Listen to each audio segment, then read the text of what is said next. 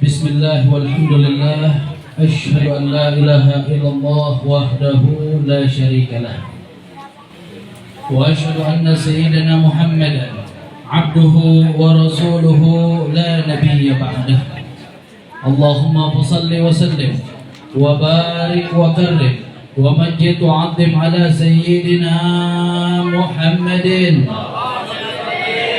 al-fatih lima ughliq wal khatim lima sabaq ناصر الحق بالحق والهادي إلى صراطك المستقيم وعلى آله وصحبه حق قدره ومقداره العظيم أما بعد. Yang sama-sama kita hormati, sama-sama kita muliakan Tuan Raja Sultan Syarif Haji Abdul Ghani Natadiningrat beserta putra beliau, yang kita doakan semoga beliau beserta keluarga senantiasa Allah berikan limpahan kebaikan dan keberkahan. Amin.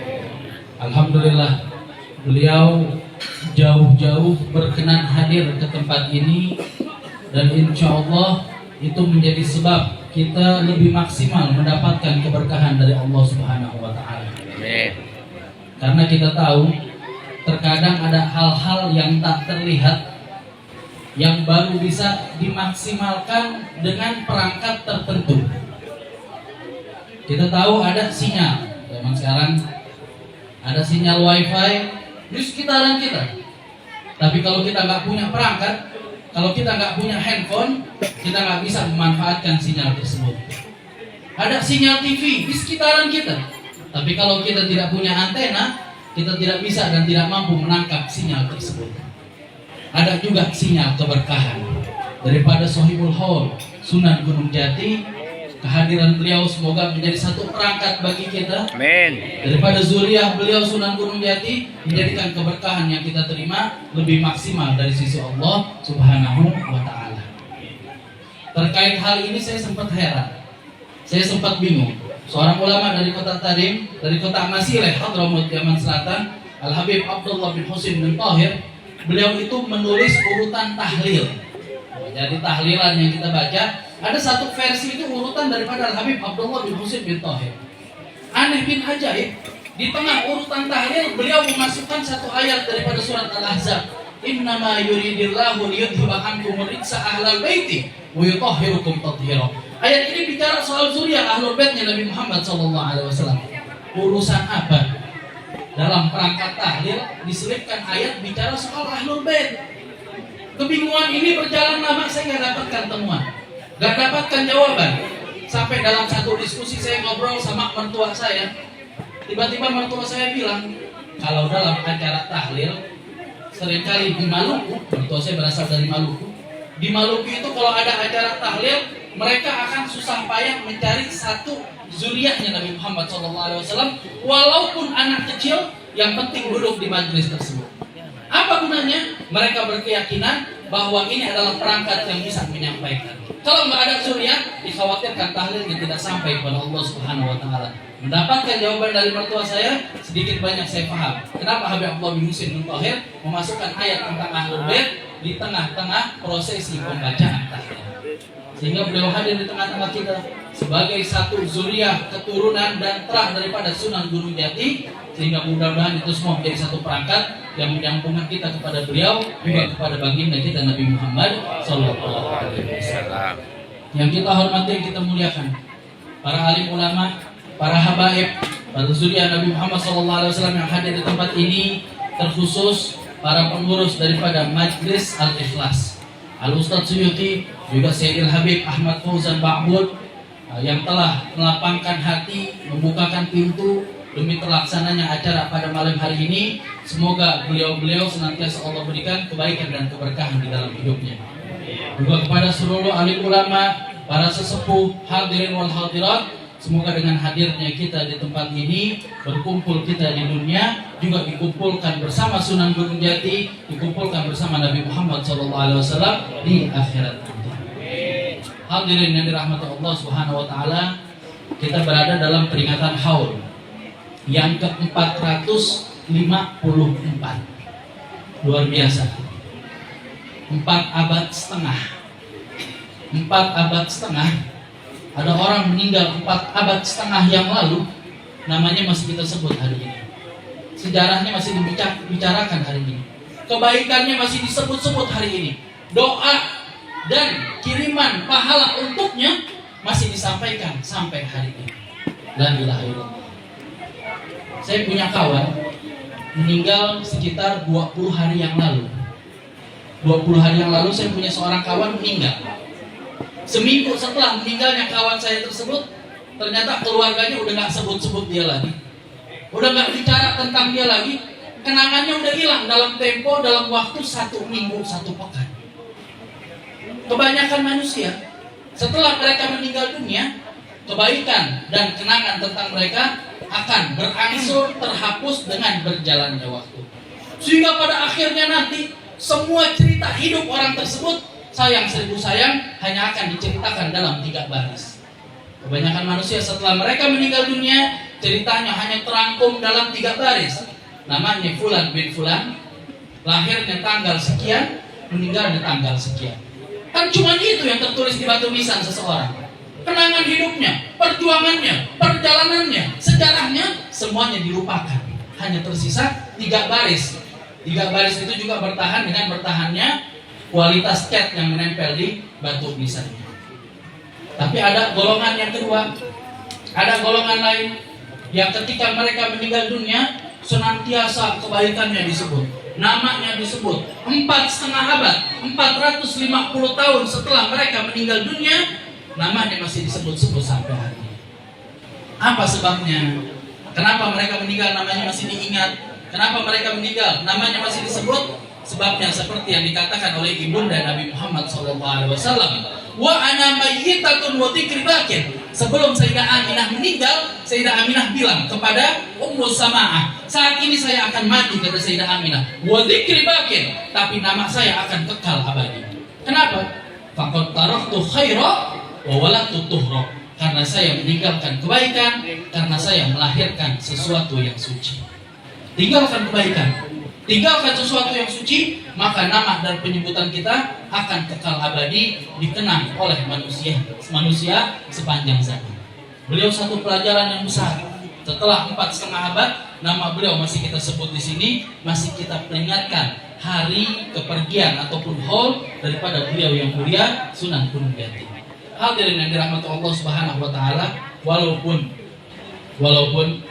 ada sebagian kelompok, ada sebagian orang. Nah, ini penting untuk kita bahas. Karena apa? Ada seorang senator di salah satu negara bagian di Amerika, namanya Cordell Hull. Cordell Hull itu bilang, kalau Anda mau merusak satu bangsa, pesan pertama ataupun langkah pertama yang harus Anda lakukan adalah hapus memori mereka tentang sejarah. Hari ini ada upaya penghapusan tentang sejarah yang luar biasa. Sejarah besar bangsa ini ingin dihapus. Tentang apa? Tentang peranan para wali songo. Peranan para wali songo itu ingin dihapuskan, sehingga mulai ada sesumbar, mulai ada suara-suara yang mereka mengatakan wali songo itu tidak eksis, wali songo itu tidak ada, wali songo itu fiksi, wali songo itu tidak pernah tercatat di dalam sejarah. Kenapa? Apa dalilnya? Apa sebabnya? Mereka katakan kalau wali songo itu betul-betul ulama yang ada, tentunya mereka akan meninggalkan karya tulis, mereka akan meninggalkan kitab. Mana kitab peninggalan wali songo? Kitab peninggalan wali songo tidak ada, maka mereka tidak eksis, mereka hanya cerita rakyat saja. Sejatinya orang-orangnya tidak ada. La ilaha illallah. Kalau generasi bapak kita nggak khawatir. Ada sesumbar semacam ini, keyakinan mereka kuat. Mereka telah mendengar dari kakeknya, dari datuknya, cerita-cerita yang luar biasa yang gak akan menggoyahkan hati mereka.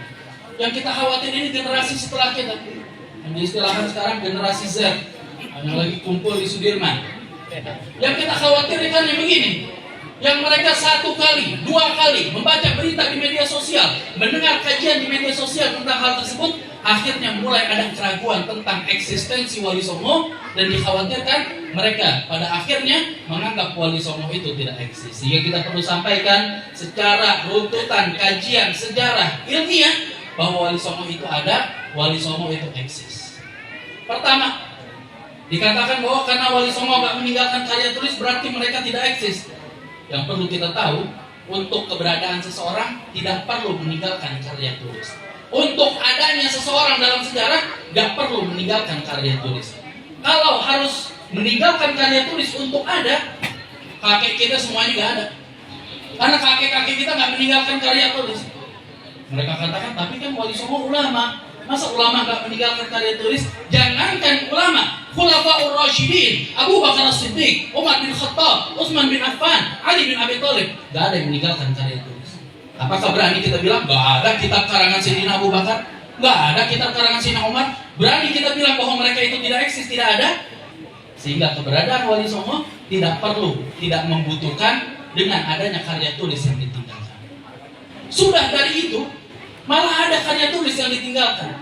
Ternyata ada buku yang ditinggalkan yang mencatat secara ilmiah keberadaan dan eksistensi Wali Songo. Setidak-tidaknya ada 2 buku yang ditinggalkan. Yang pertama adalah satu buku.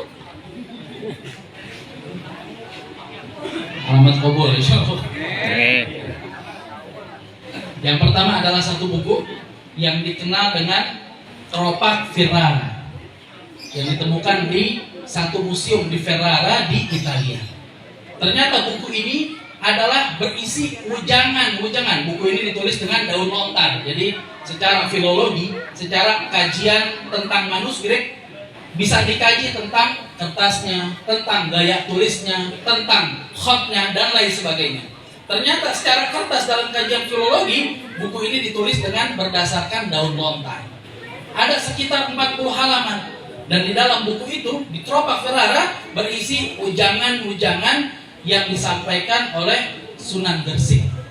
Maulana Malik Ibrahim, Sunan Gersik, ujangan-ujangan tentang ma'rifatullah terekam dan tercatat di dalam Tropak Ferrara, cuma nggak ada di sini. Kitabnya itu ada di Italia. Itu buku pertama yang menjelaskan eksistensi tentang Wali Songo. Buku kedua adalah satu buku yang sekitar tahun 60-an ini dijadikan sebagai dasar skripsi. Buku itu berjudul Handbook Van Bonan. Ada 2 naskah, naskah A dan naskah B.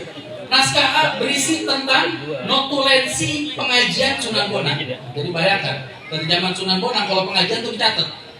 Kita zaman sekarang alat mencatat udah terpenuhi, bahkan ada gadget digital dan lain sebagainya. Kalau ngaji nggak pernah kita catat.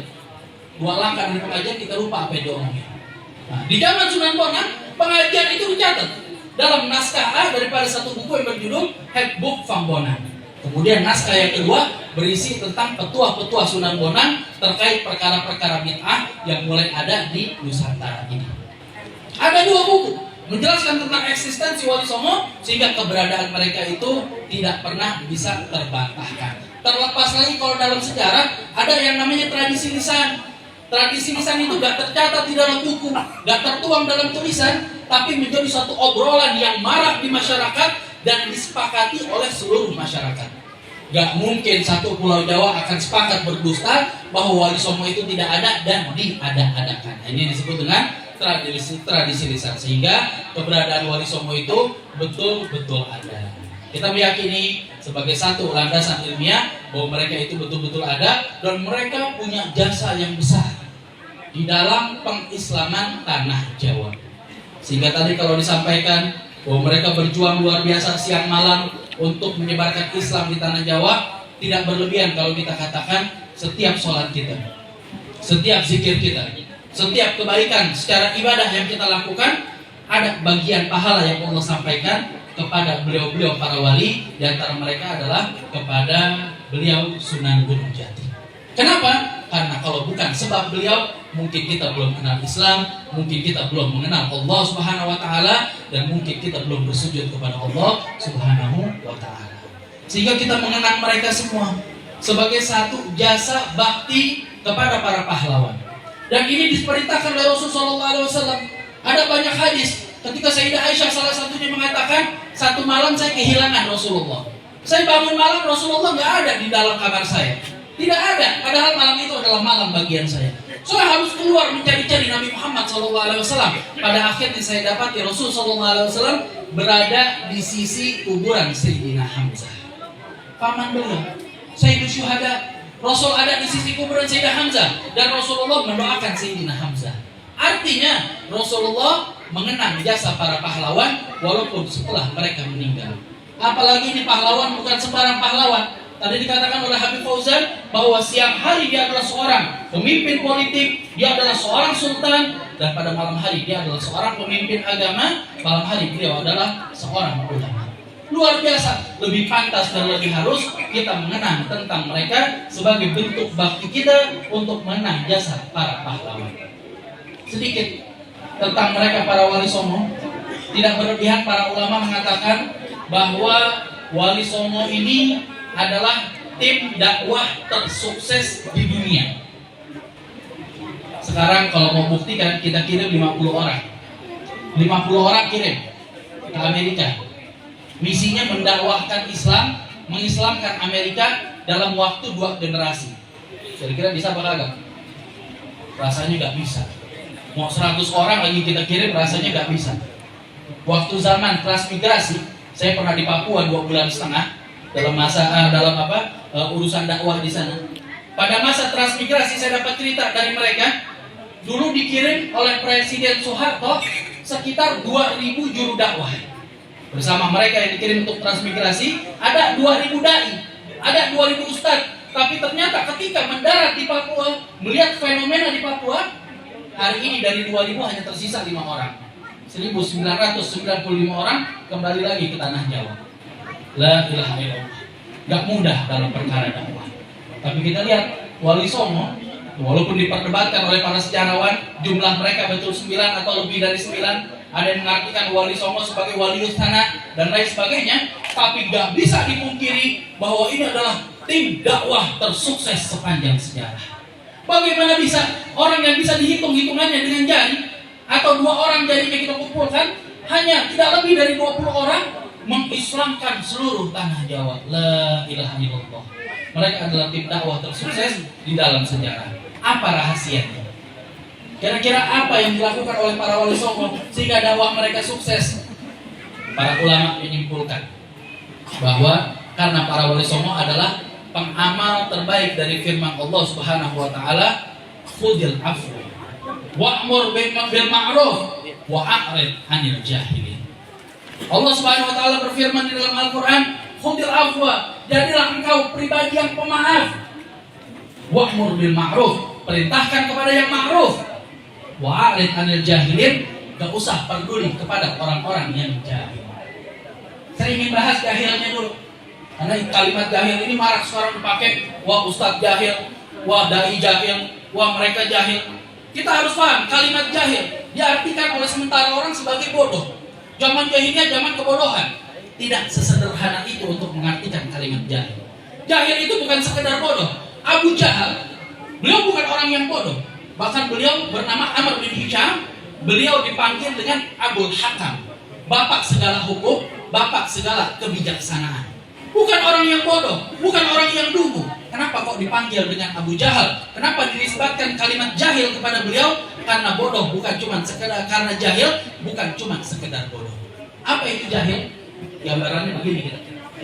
Imam Ibnu Hisham di dalam tarikhnya meriwayatkan daripada Ibnu Ishaq bahwa pada satu malam ada 3 orang yang mengendap-endap ke sisi rumahnya Rasul SAW. Siapa 3 orang tersebut?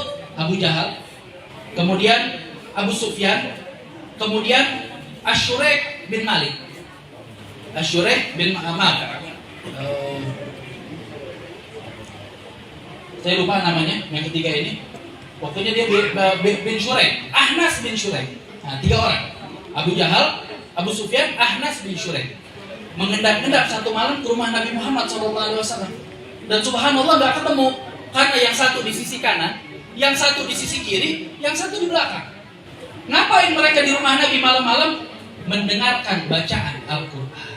Dinikmati bacaan Al-Quran. Rasul ngaji di dalam rumah mereka dengerin. Nikmat denger bacaan Al-Quran. Pagi-pagi pulang.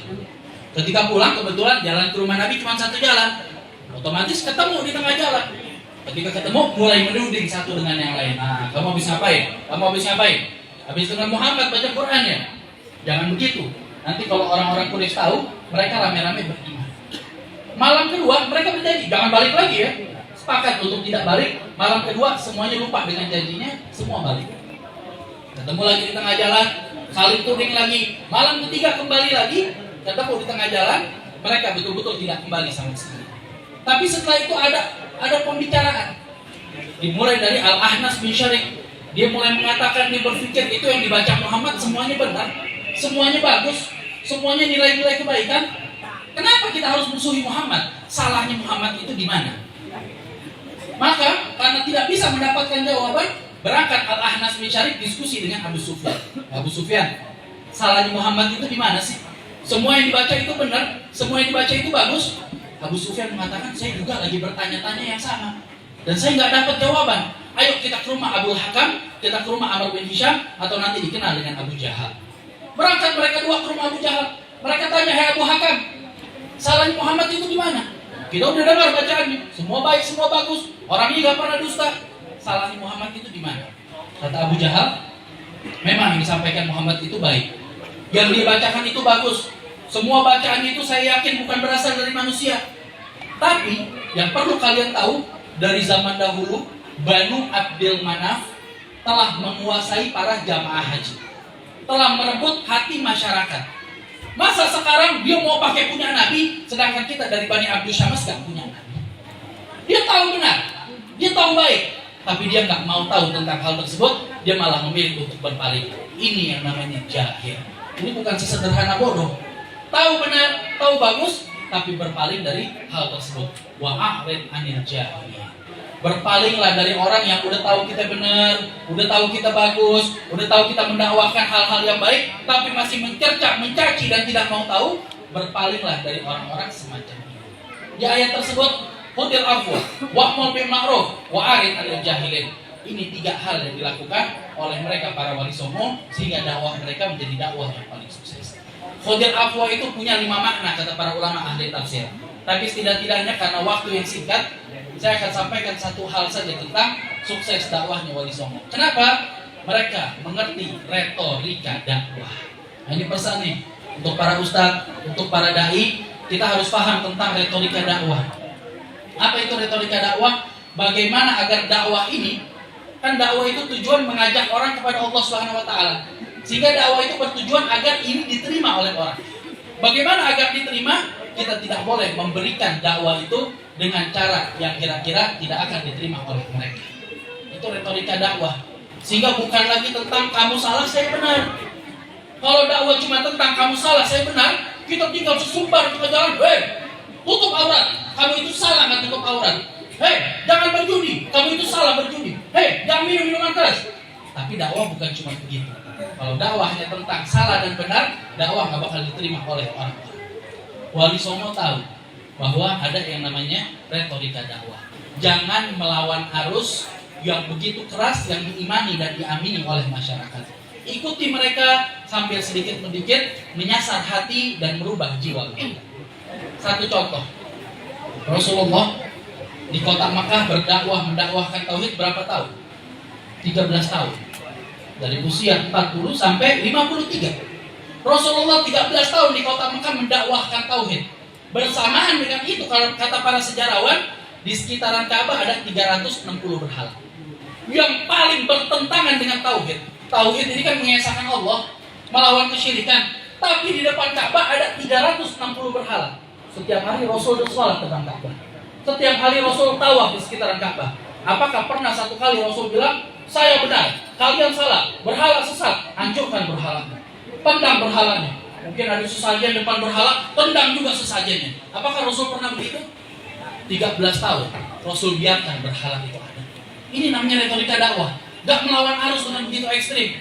Membiarkan dulu, salah, tapi bukan tentang salah yang benar, karena yang disasar adalah hati daripada masyarakat. Dibiarkan oleh Rasulullah. Kapan berhala itu baru dihilangkan? Kira-kira tahun 8 Hijriah. Saat Fathul Makkah, Rasulullah menguasai kota Makkah. Wa yadkhuluna fi dinillahi afwaja. Mereka memeluk agama Islam. Rasul sasar hati-hati mereka. Ketika mereka telah memeluk agama Islam, gak perlu Rasulullah capek-capek dorong berhala. Tangan mereka sendiri yang satu hari sebelumnya masih menyembah berhala, masih mengeruskan minyak wangi kepada berhala, masih memberikan sesembahan kepada berhala, tangan itu juga yang meruntuhkan dan menghancurkan berhala yang mereka sembah. bukan soal merusak fisik berhala, tapi yang disasar oleh Rasulullah adalah tentang hati mereka. Kalau hatinya sudah didapatkan, maka mereka akan menghancurkan berhala itu dengan sendirinya. Ini yang dikenal dengan retorika dakwah. Hari ini banyak orang-orang, para dai, para ustadz yang berdakwah tapi belum paham tentang retorika dakwah. Sehingga apa? Memaksakan kehendaknya, memaksakan kebenaran, walaupun dia harus menantang arus, walaupun dia harus melawan seluruh masyarakat dengan dalih saya berjuang di jalan Allah Subhanahu wa taala, tapi dakwahnya tidak akan pernah diterima oleh masyarakat. Sebagai penutup, ada satu kisah tentang Nabi Ibrahim alaihissalam. Kalau kita buka di dalam Al-Quran, Nabi Ibrahim itu punya setidaknya 3 momen. Momen pertama ketika beliau menghancurkan berhala. Momen kedua ketika beliau dilemparkan oleh Raja Namrud ke dalam api. Momen ketiga ketika beliau berdiskusi dengan para penyembah matahari dan rembulan. Para ulama mengatakan bahwa ini 3 fase dakwahnya Nabi Ibrahim. Momen pertama, beliau memaksakan kebenaran. Dihancurin semua berhala, disisakan satu yang besar, digantungkan kapak di leher yang besar. Ketika kaumnya bertanya kenapa kau hancurkan, bukan saya yang hancurkan, yang hancurkan itu berhala yang paling gede. Kaumnya bilang, gila kamu, masa berhala bisa hancurin berhala yang kecil? Kalian kegilaan. Udah tahu dia nggak bisa gerak, malah kalian sembah. Dengan logika, benar apa salah Nabi Ibrahim? Benar. Tapi ketika dalam momen memaksakan kehendak, dakwahnya nggak diterima, malah diusir dari tanah lahir. Kali kedua ketemu dengan Raja Namrud. Raja Namrud mengaku dirinya sebagai Tuhan. Ibrahim mengatakan bahwa anak uhyi wa rabbi yuhyi wa yumit. Tuhanku itu menghidupkan dan mematikan. Kata raja itu, saya juga bisa hidupin dan matiin. Panggil 2 orang. Satu diperintahkan untuk eksekusi, dibunuh. Ini saya matikan, yang saya biarkan berarti saya hidupkan. Ibrahim membantah dengan logika yang lebih tinggi. Tuhanku itu bisa mendatangkan matahari dari timur tenggelam di barat. Kamu coba datangkan yang sebaliknya. Secara logika Namrud kalah. Tapi gak bisa dakwah begitu. Sehingga apa yang diterima? Apakah dakwah Ibrahim diterima? Enggak, dilemparin ke api. Fase ketiga, bertemu dengan para penyembah rembulan. Nah, di sini Nabi Ibrahim sudah matang dalam prosesi dakwahnya. Sehingga beliau mengerti retorika dakwah. Melihat para penyembah rembulan, beliau tidak langsung mencerca dan menentang. Beliau ikuti dulu. Oh iya, rembulan itu besar ya. Mungkin betul dia Tuhan. Dia memberikan cahaya di malam hari. Tapi ternyata ketika fajar menyingsing, pagi hari datang, oh ternyata rembulannya tenggelam. Berarti dia bukan Tuhan.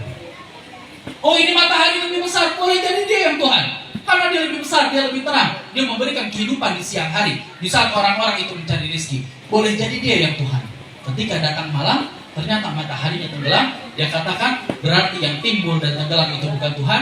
Tuhan adalah yang mengatur alam semesta ini dengan pemuasan logika, tapi dibarengi dengan retorika dakwah. Umatnya mereka ramai-ramai beriman kepada Tuhan Nabi Ibrahim alaihissalam. Sehingga mereka para wali songo, Sunan Kalijaga, mereka adalah orang-orang yang sangat mengerti retorika dakwah dan mendakwakan Islam di bumi Nusantara ini, khususnya di tanah Jawa, sehingga kita mendapatkan kenikmatan daripada agama tersebut tanpa kita harus bersusah payah. Semoga mereka semua dibalas dengan kebaikan yang berlimpah oleh Allah Subhanahu wa taala, dan semoga kita semua dijadikan oleh Allah sebagai umat yang berbakti kepada para pahlawannya, kepada para ulamanya, juga khususnya kepada baginda Nabi Muhammad sallallahu alaihi wasallam. Mungkin itu yang saya sampaikan pada malam hari ini.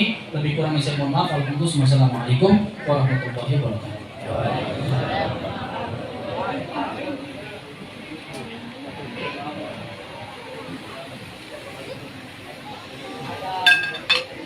Waalaikumsalam warahmatullahi wabarakatuh.